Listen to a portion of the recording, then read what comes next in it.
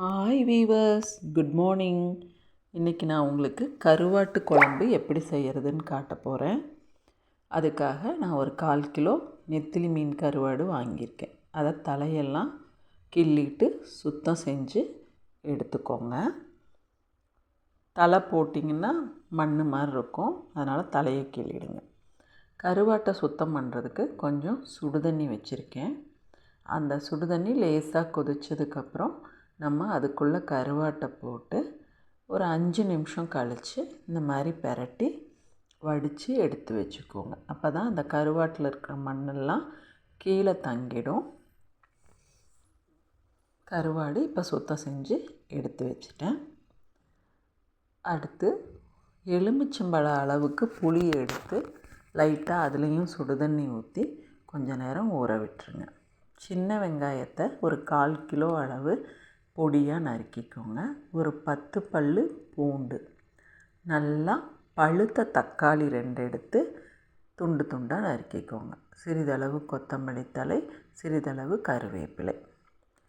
பொடி ஐட்டம்: மஞ்சத்தூள் 1/2 டீஸ்பூன், மிளகாய்த்தூள் 1 டீஸ்பூன், உங்கள் காரத்துக்கு தகுந்த மாதிரி எடுத்துக்கோங்க.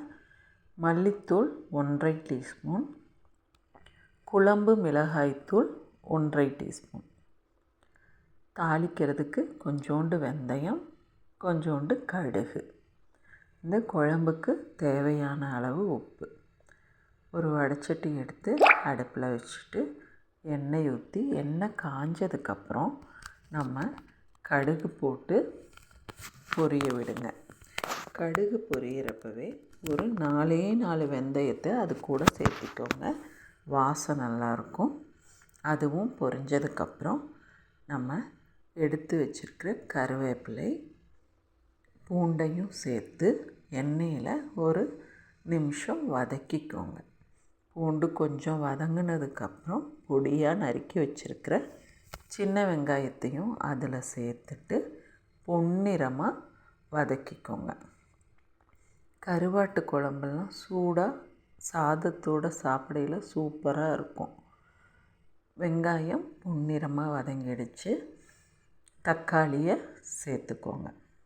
தக்காளியும் நல்லா வதங்கணும் ஃப்ரெண்ட்ஸ். தக்காளியும் வெங்காயம் வதங்கிறது தான் இந்த குழம்புக்கு நல்ல டேஸ்ட்டை கொடுக்கும். தக்காளியும் நல்லா வதங்கினதுக்கப்புறம் அந்த கேப்பில் நம்ம புளி ஊற வச்சுருந்தோம் இல்லையா, அதை கரைச்சி எடுத்துக்கோங்க. அதுக்கப்புறம் நம்ம மசாலா தூள் எல்லாத்தையுமே அந்த கலவையோடு சேர்த்து ஒரு பெரட்டு எண்ணெயிலேயே பெரட்டி எடுத்துக்கோங்க.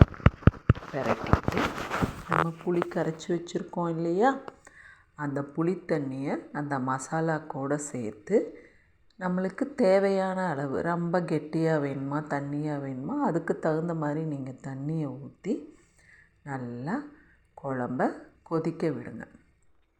இந்த குழம்புக்கு உப்பு கொஞ்சமாக போடுங்க, ஏன்னா கருவாட்டிலையும் உப்பு இருக்கும். அப்புறம் கூட டேஸ்ட்டு பார்த்துட்டு நீங்கள் உப்பு ஆட் பண்ணிக்கோங்க. குழம்பு நல்லா கொதி அந்த புளிக்கரைசலோட எண்ணெய் விடையில் நம்ம எடுத்து வச்சுருக்கிற கருவாட்டையும் சேர்த்து ஒரு 10 நிமிஷம் கொதிக்க விட்டு எண்ணெய் கக்கி வரும் இல்லையா, அந்த ஸ்டேஜில் நம்ம இந்த குழம்ப இறக்கிக்கலாம். பார்த்திங்கனாலே நல்லா தெரியும், மேலே எண்ணெய் மட்டும் தனியாக பிரிஞ்சிருக்கு. இந்த டைமில் கொத்தமல்லி தழையை தூவி இறக்குனீங்கன்னா நல்ல மணத்தோட கருவாட்டு குழம்பு சூப்பராக ரெடி ஆகிடுச்சு ஃப்ரெண்ட்ஸ். நீங்களும் ட்ரை பண்ணி பாருங்கள், ஈஸி தான். சுட சுட சாதத்தோடு சாப்பிடுங்க ஃப்ரெண்ட்ஸ். என் வீடியோஸ் உங்களுக்கு பிடிச்சிருந்ததுன்னா ஷேர் பண்ணுங்கள், லைக் பண்ணுங்கள், சப்ஸ்கிரைப் பண்ணுங்கள். ஓகே, பாய்.